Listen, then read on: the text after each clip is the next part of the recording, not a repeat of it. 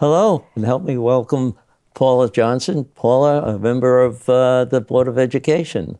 How are you doing at that? You've been on that for a while now? Yes, I'm at the end of my 4-year term, and thank you for inviting me on. I greatly appreciate it. It's a freezing day, and only for you, Carl, would I come out. Oh, thank you. On this windy day, It is. It's so cold, it really is. But I appreciate you always inviting me on to the show, and I hope that I can contribute on the program to people in Nashua. Well, you usually do. You give them a lot of information that is not really available to them. Because you're not allowed, you don't get questioned as much on the in the meetings, do you? And you're No, I wish the parents would start coming out and participating again. They need to come in and see some of the changes. I do praise our superintendent. He's trying to make a lot of good in the district. He's adding programs like cyberspace security and police cadet, like an academy for students. So that's a big plus. It is. He's reaching out and stepping out of the box to give our students, to high school opportunities that they might not have if we didn't have him. So I'm very happy with him, and I hope that he continues to do a great job for our students in the city. And I will tell people, he's very approachable. Good. Which is good, to have. So he'll listen to the people with their problems and their concerns that they think that he could help them with. Yes, and he has a great approach towards education. We have to really get the whole student. We have to engage the student. And how can we move them forward? Right. And I think that we've missed the boat a lot, but I'm very happy with him, and I want to wish him continued success, and I hope that we have him for a long time. Okay. Well, that's something we can explore a little bit, plus the fact that you're now head of the Budget Subcommittee. Yes. You're going to have a lot of things on your desk coming up. Yeah. I've never been a chair of a committee like that. I always shied away when I was on the board, the first time Board of Ed, when I was an alderman, and even being now. I'm not one of these people who like to chair committees.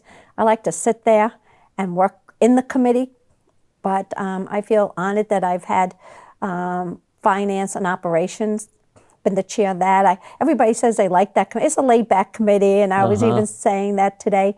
Who would think that I'd be a chair and be so laid back? Not me, Usually people think I'm like a bull in a china closet, And I thank the president of the board, Jen Bishop, for having to think that highly and to feel that I could do a good job as chair. Good. I did say, unfortunately, my husband's not too happy because we can't go to Florida in March. And she said, well, I'll chair it for you. And I said, no, you gave me that assignment, and I feel I need to be here. But if there's enough windy days like this, you never know. I might just say, see ya. See you in April. You could chair it. But no, I feel very honored that she has that confidence to put me as chair of the budget. Well, what do you think you have any real problems other than keeping it within limits that we can afford, or is there a major problem that has to be overcome as far as running the schools? I don't see that there's any problems. I know that last year we had seen, every year I asked for student enrollment. And even when I was on the board, the first time that they usually project 5-10 years out to watch the enrollment. Enrollment has been coming down considerably. We see more of enrollment coming down in the elementary and middle schools, and then kids come back into the high schools. We know that during COVID, kids have left. Kids have gone into charter schools, private schools. Parents, they feel sometimes they get a round of education, more foundations sometimes in the schools. But our class sizes are coming down now. No, that's good. So, which is good. Yeah. And the question becomes, we have to take a look at that, the whole. We do have openings for teachers and paras and substitutes, things like that. It's hard to find people to come back into the schools. If you look out there in the community, as far as workers, there are no workers. there's such a shortage of workers, and you have to ask yourself why.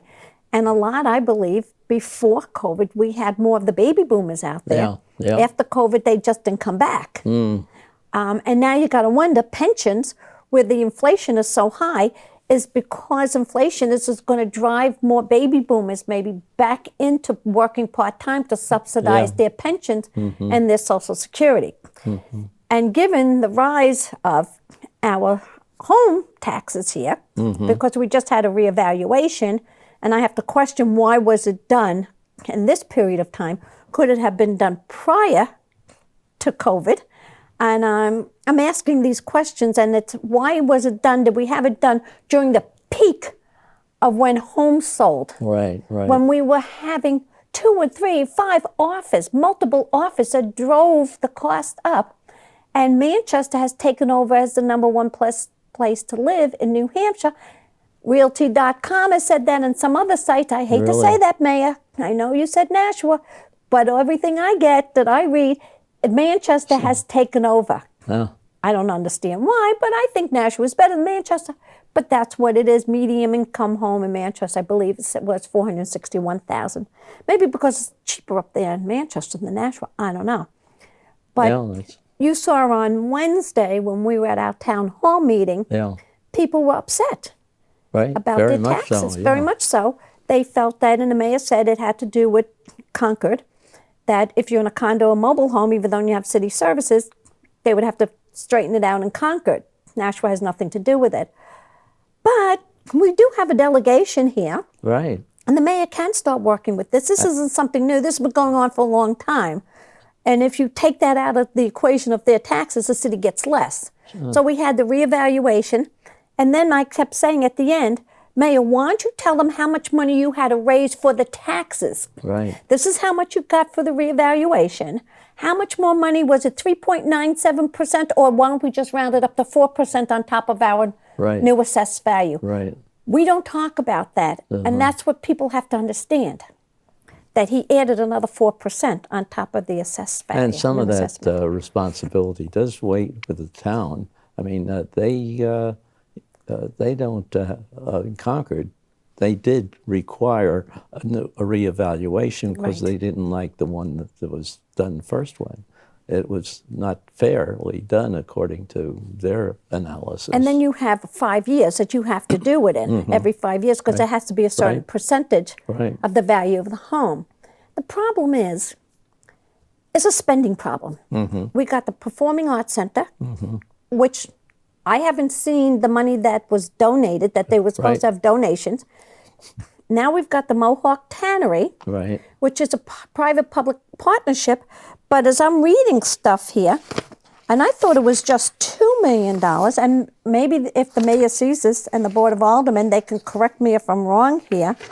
But what I'm looking at it is Veterans includes repayment housing and redevelopment authority bonds. I thought it was just $2 million that we, but what I'm reading here, again, if I'm wrong, they can correct me. Remediation bond is $2.5 million. Pedestrian bridge bond is $3 million. Interest reserve for bond is $1 million. And total is $6.5 million. Annual required bond payments, that's where it got me. The bond payments, it's $706,827. Tax rate, 23.22. Inflation factor, 1.5%. Apartment average, and it goes down. And I had asked the mayor that night, do we have a contract with the owner? Because when I was on the board, we were looking at the same thing with the EPA and with DES, Department of Environmental Services, to do the cleanup. And there was a question that like on the 11th hour, like 11:59, the owner could come back after it was all clean and take back the property. That was a law in Concord. That's why I was asking that the other night. And Alderman Wilshire had this deer in the headlight look between that and that commuter rail that we had on the board too, about, is this true? Does this still stand? Because one alderman back then, like an alderman now at large, wanted the city to take up the responsibility. Well, why as a city would you want to do a cleanup on somebody else's property and then become liable for this? And I asked the mayor, is this like a love canal, like New York? And he said, oh, no, it's not a love canal. But I want to know that the taxpayers of this city shouldn't be putting out, we should be receiving to offset our taxes. And any deals that we make that's going to cost us, the taxpayers, should be off the table. Mm-hmm. I'm tired of paying for everybody already. Right. You know, our seniors, and I have to include myself now in that because I'm up in that age bracket now, I'm a baby boomer. We pay for everything here. Mm-hmm. That's all we do is put money out on the table. And when the bottom line comes, the mayor talked about that the elderly, they're trying to do a new elderly exempt to help them. Yeah. But when I asked again about the veterans are nothing in this city. And I will say it to every alderman out there. We mean nothing. My husband means nothing, who fought in these foreign wars in Vietnam. We get $500 a year exempt. You can go up to $750. There's another $250. And I think the elderly should get it. Absolutely. Mm-hmm. I'm part of that group now. I'm a senior. Mm-hmm. But what about the people who can't get the exempt? What about the people who would qualify the veterans for that $750? One of the aldermen said, who's going to pay for it? Well, who's going to pay for this amount of the elderly? Right. There's more of the elderly that you're going to exempt and more than and people with veterans. The medical problems, too. That's right. Disabled. I didn't hear the mayor talk about people with a disability. So I think if you're going to do this, Board of Aldermen, you have to encapsulate the whole thing. If the elderly is entitled, then your veterans are entitled and your disabled entitled. Right. You can't just take classes. Mm-hmm. You know, fair and equitable. That's the narrative of the Democrats all the time. Fair and equitable. And that's what it has to be, fair and equitable. Well, maybe you can get other people to go along with you, and every time the mayor has a meeting, bring it up. I'm going to try to make the next one, you know, depends on my meetings, you know. This is how I look at it, the city. You want to make the city a great place to live? That's right. Then you have to look at everybody. Well, and listen to what the problem is. I mean, you were right. The meeting we went to just the other day was very useful that way, but it wasn't complete. As you know, you think of things that you run out of time. Well, he kind of consumes it. He doesn't want to listen. And then when he talked about West Hollis Street, that they're going to do a traffic study, well, they should have done that years ago. Yeah. And when they expanded the charter school, and I think it's great. Yeah. I was at that planning board meeting. Where's my Ward 5 alderman? Right. He was at the same meeting, and he was at the meeting the other night, and I said, where's the traffic lights? Yeah. All you had to do was put up lights, so when they're entering in the morning, you flip the light, so the cars can exit and the buses. The same thing in the evening. Right. It's a mess there. Yeah. The traffic is so bad on West Hollis. And he talks about a roundabout. We have the roundabout by the high school. Right. And I remember when that was first put in with Bernie Streeter, people couldn't navigate it. They went right through the roundabout. And then we have it by Riviera College. Right. Oh, he says everybody in other states, it's not about the roundabout. Because you have to have enough room to make it round. Right. And West Hollis Street only has 2 lanes, basically. That's right. So what property are you going to take? For eminent domain? The question becomes, when you added more children, and it's not a lot, in the school, it's the fact that you have a lot of cars that come in because the parents drop off and pick up these kids. There had to be a light that just stopped traffic to let the traffic flow out of that facility. Right. And nobody did, and I asked it at the planning board. And we're talking about traffic study now. That should have been done right then and there. Well, if you don't, we have to learn how to take pressure to do these things, to follow up on them. And I don't know how we do that. People need to get involved in the city. Right. We need involvement. Not just when election comes. It can't be a one-party system in that Board of Aldermen. And it's a nonpartisan race. Right. And we need to run it as nonpartisan. But we need people to get engaged in the city. I know people are so busy. I'm busy. My kids are all grown up, but I'm still busy doing a lot of things. And I enjoy what I'm doing on the Board of Ed. I enjoy helping people. I enjoyed all the other times I was elected and even at the State House. But engagement, you know, you see how much traffic it is. You're upset about it. You're upset about your taxes. Well, go to the Board of Aldermen and tell them how upset you are. One meeting isn't going to make a difference. And the mere fact that there's 6 aldermen at large. Right. Only 1 alderman showed up. Where's the other 5 people? You represent the whole city. When I was on the board of aldermen, I was at every meeting. Even if I only could go for 10 minutes, I would be run to 4 or 5 meetings a night. Yeah. Because I represented the whole city. Where are these people? Don't you care about your constituents? It's not just about Ward 5 alderman or Alderman Wilshire, the president of the board. Every alderman should be there at these meetings, these aldermen at large. Sure. They should be getting the feedback and understand it. Exactly. You're getting paid to do it. I think I've heard stories, too, about the amount of time that you have at the alderman meetings. 2, 3 minutes? Yeah, 3-minute rule, same thing on the Board of Ed. I mean, that's ridiculous. It's called shutting down the public. And the other thing that the Board of Education mirrored the Board of Aldermen. Oh, you can't say anything nasty or profanity. And there's court cases out there. Yeah. The New Hampshire Supreme Court, that they can't take away your rights. And when the Board of Aldermen was putting this through, you know what I said to them? Toughen up. Toughen up. Toughen up. So somebody says something mean to you, toughen up. Yeah. Excuse me, toughen up. Words are words. But Words are anyway, what are the problems that you see at the Board of Education? Is there ranking one of them, or the fact that we have a lot of children that are English is a second language?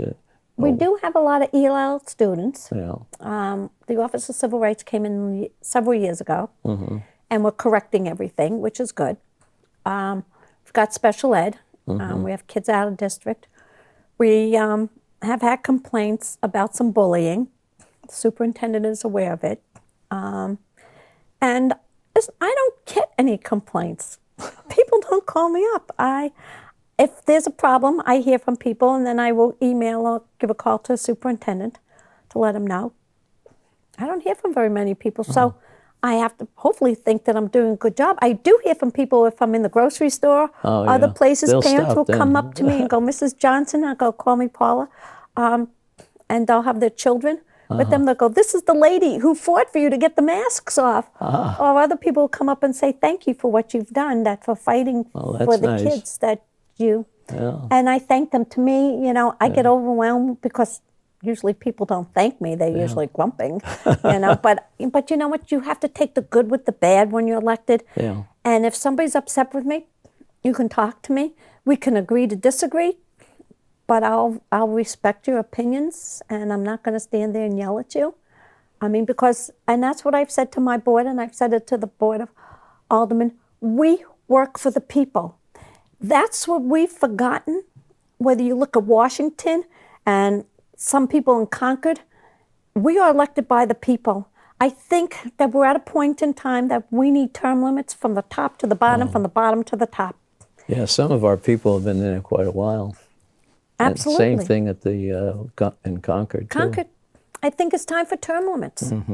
I think the mayor should have his own term limits, 2 terms. I know the mayor's looking to run again.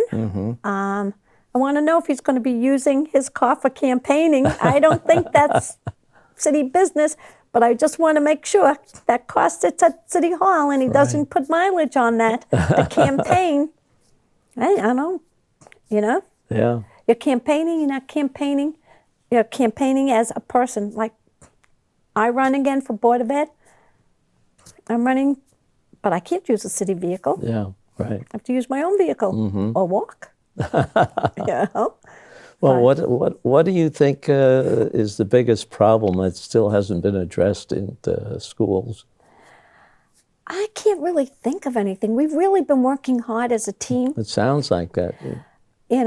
I'm usually the lone vote. Mr. Claffey always says, when I vote him with everybody else, he goes, yes, she's with us. And, and I go, don't get too used to that, Mr. Claffey. Well, you're asking the right questions if you're having a little bit of discussion like that. And people are saying that I'm fair because chair of the committee. If there's something on the committee that I can't vote for, I'll ask a member of my committee to make the motion to send it to the full board. And people have said to me, that's being fair. And let the full board. And at the full board, if I still feel that I don't want to vote for it, I'll vote against it.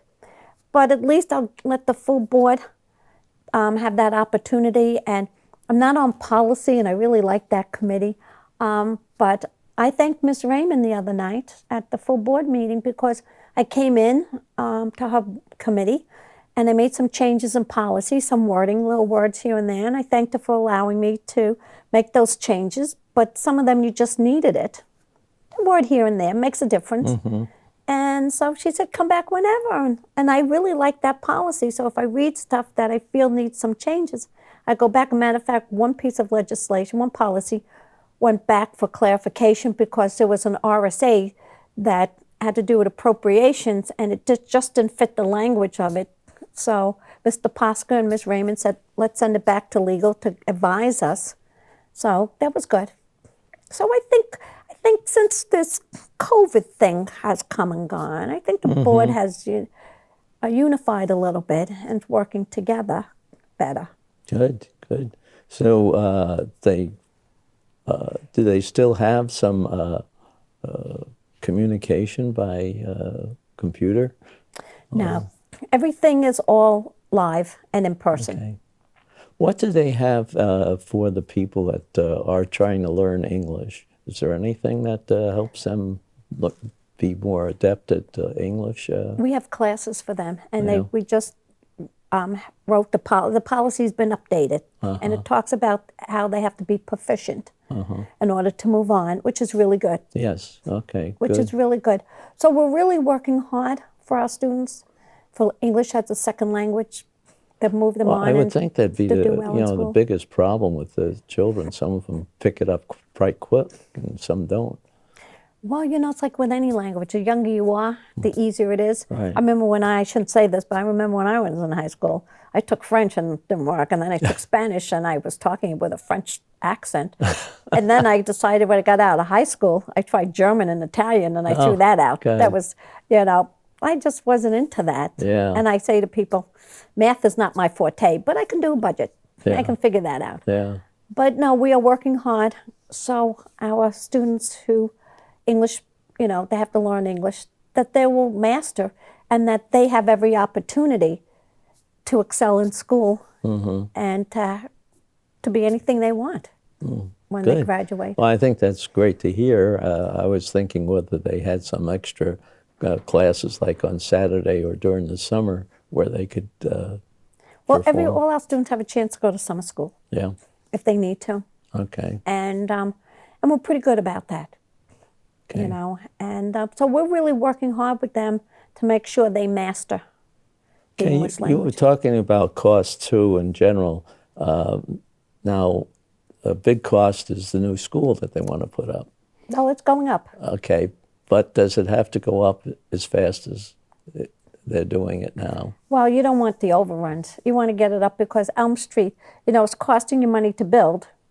And so you want to get it up as fast as possible because you want to make sure you don't go into overruns, and you want to keep the costs down. Mm-hmm. And we've got Elm Street that the students really need to move over because Elm Street has a lot of problems. Although I'm trying to save Elm Street. I should probably get Facebook, Save Elm Street. I'd like to try to save it because the mayor's already putting out RFPs what to do with it, and the building hasn't reverted back to him yet because it's still part of the school district.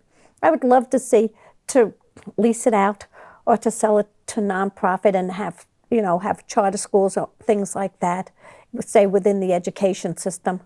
But could they do that if it's the problem is some kind of...